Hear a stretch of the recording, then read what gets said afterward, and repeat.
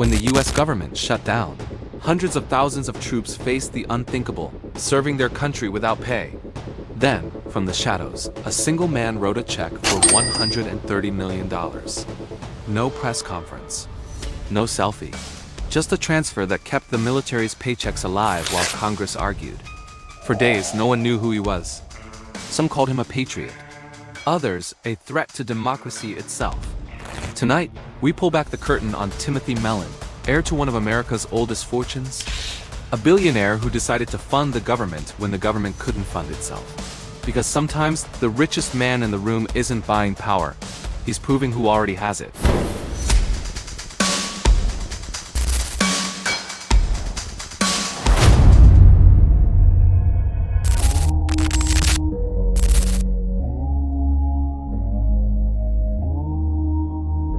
Long before Timothy Mellon's name hit the headlines, the Mellon dynasty shaped the bones of American capitalism: steel, oil, banking, politics. His grandfather, Andrew W. Mellon, was once U.S. Treasury Secretary, the man who financed World War I, cut taxes for industry, and helped birth modern corporate America.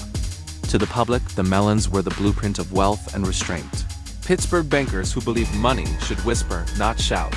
Timothy grew up inside that quiet empire. Private schools, old money manners, and an inheritance most people can't imagine. But unlike many heirs who melted into philanthropy, he drifted toward solitude, and later, into controversy. A pilot, a railroad owner, an engineer by curiosity, yet always distant from cameras. For decades, hardly a photograph of him existed. The Mellon heir who refused to be known. Until now.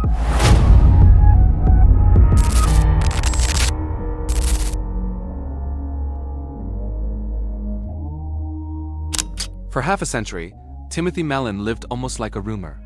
No public speeches, no boardroom selfies. Just a quiet man running a company most Americans had never heard of, Pan Am Systems, a transportation and rail conglomerate built from the ashes of the defunct Pan Am Airways.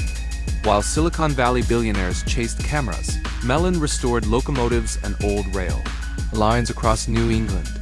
To him, machines made sense. People didn't. He rarely gave interviews, but in his self-published autobiography, A Lifetime of Curiosity, he called himself a practical man in an impractical age.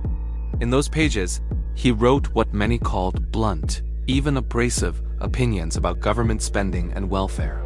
Critics called them out of touch. Supporters saw an old-school capitalist tired of bureaucracy. By the 2010s, Mellon was funneling millions into conservative causes, not for fame, but, as he put it, for course correction. He donated to border wall construction, veterans groups, and pro-business campaigns. Each check was another quiet signal from a man who believed private money could fix what public systems refused to. Then came 2024, an election year that would turn his hidden wealth into visible influence. Mellon poured over $100 and $60-5 million into political action committees, backing Donald Trump's return bid. It was one of the largest individual contributions in modern U.S. history. Still, he stayed silent. No interviews, no podium, no acknowledgement. The billionaire in the shadows, shaping politics with a pen stroke. But in 2025, when the U.S. government shut down, Mellon would do something that no American billionaire had ever done before. He wouldn't just donate to a campaign. He'd bankroll the government itself.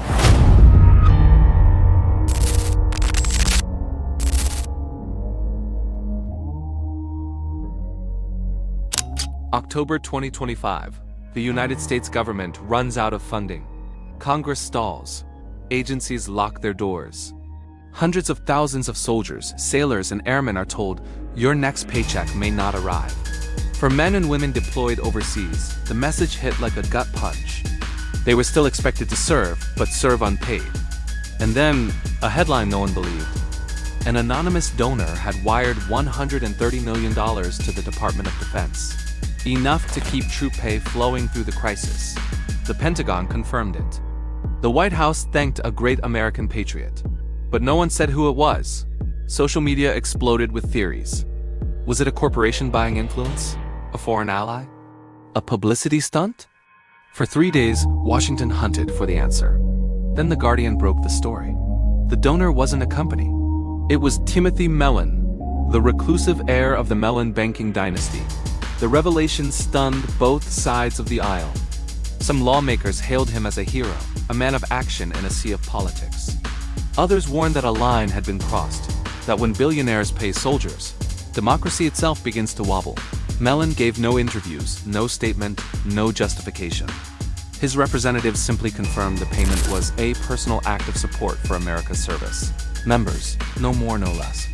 But the act raised a question no one could ignore. If private citizens can step in where Congress fails, who really controls the government? And deep inside Washington, another worry grew louder, that Mellon's gift might not just be generous, it might be illegal.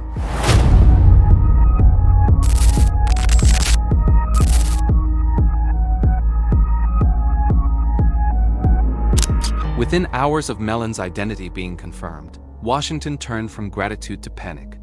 Legal teams pored over a century-old statute, the Anti-Deficiency Act, a law that forbids federal agencies from spending money or accepting services not authorized by Congress.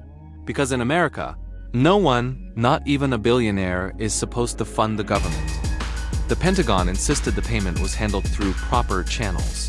The Department of Justice opened a quiet review. Constitutional scholars called it uncharted territory, one senator said. If we allow billionaires to fund the military, what stops them from buying a division next time? Another replied, at least he did something while Congress did nothing. Cable networks looped that debate for days. Was Mellon a savior or a symbol of collapse? A patriot or proof that the system had failed? For the first time since the Great Depression, Americans watched a private fortune fill the vacuum of government. To some, it was the ultimate expression of freedom, the right to act when bureaucracy freezes. To others, it was a warning that money, once again, had found a way to rewrite the rules. And through it all, Mellon said nothing. No press release, no defense, just silence. The man whose family once built the treasury now stood outside it, richer than most nations and still unreachable. But the questions didn't stop with legality. They grew larger, deeper, more human. What drives a man to personally fund an army? Guilt? Patriotism? Legacy? Or power?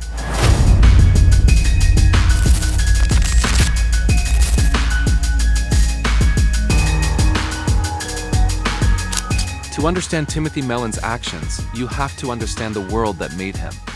A world built on duty, secrecy, and wealth so old it stopped being about survival and started being about control. The Mellon name has been stitched into America's fabric for more than a century. Banks, art, steel, philanthropy, power. Andrew W. Mellon, his grandfather, once managed the nation's treasury, the same department that now accepted Timothy's check. It's poetic and unsettling. Timothy grew up watching how money could move mountains and men. He saw governments bend to finance, politicians rise on donations, and history itself written by those who could afford the ink. But unlike many heirs, he didn't chase the spotlight. He fled from it. His few writings reveal a man convinced that modern America had lost its spine, that dependency had replaced pride, and bureaucracy had strangled ingenuity. He admired self-reliance, discipline, and order, values born from a generation that built fortunes through risk, not social media. So when the shutdown came and the government froze in stalemate, Timothy Mellon did what he'd been raised to believe powerful men must do. He acted. To him, paying the troops wasn't rebellion, it was responsibility. But intention is a fragile thing.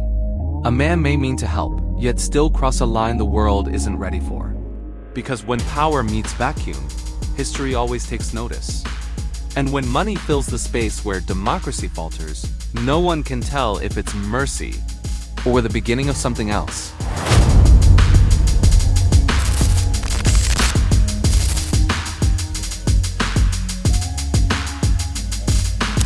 America has always been a nation balanced on the uneasy marriage between wealth and democracy. From Carnegie to Rockefeller and now Mellon, the same question keeps returning. Who truly runs a country, its elected leaders, or the men rich enough to outlast them? Timothy Mellon didn't cause the shutdown. He didn't write the laws or break them outright. But he exposed something far deeper, a truth most people already felt but never saw so clearly, that modern power no longer wears a uniform or holds a title, it writes checks. His act reignited old fears, that America is drifting back to its Gilded Age roots, when fortunes ruled politics and policy bent toward the wealthy. Yet for some, Mellon's move symbolized something different. A desperate attempt to keep the machine running when politics failed. A reminder that patriotism and influence can sometimes blur into the same shape. The irony is poetic. A descendant of a treasury secretary writing a personal check to keep the treasury alive. A man whose grandfather once funded the government through policy, now doing it through wire transfer. History, it seems, has a strange way of repeating, not in form but in function. Where the state weakens, the powerful always step in. And every time they do, democracy holds its breath. Maybe Timothy Mellon didn't mean to challenge the system. Maybe he simply wanted to serve. But in that single act, he reminded America how fragile its lines truly are, between generosity and control, between governance and dependence.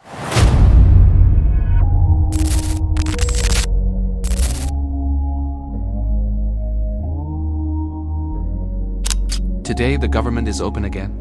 The troops have been paid, and the headlines have already moved on. But somewhere behind closed gates in Wyoming, the man who wrote that check remains silent. No interviews, no speeches, no celebration. Just another line in the long ledger of American history, where wealth steps in when politics breaks down. Timothy Mellon didn't buy an army. He bought time, a few weeks of order in a season of chaos. But time, like money, always comes due. Because what happens when generosity becomes governance? When the people start to depend not on their institutions, but on the individuals rich enough to rescue them. History whispers that this isn't new. Empires have always fallen, when their systems grew too heavy for the people to carry, and too tempting for the wealthy to lift. In the end, the story of Timothy Mellon isn't about one man's donation.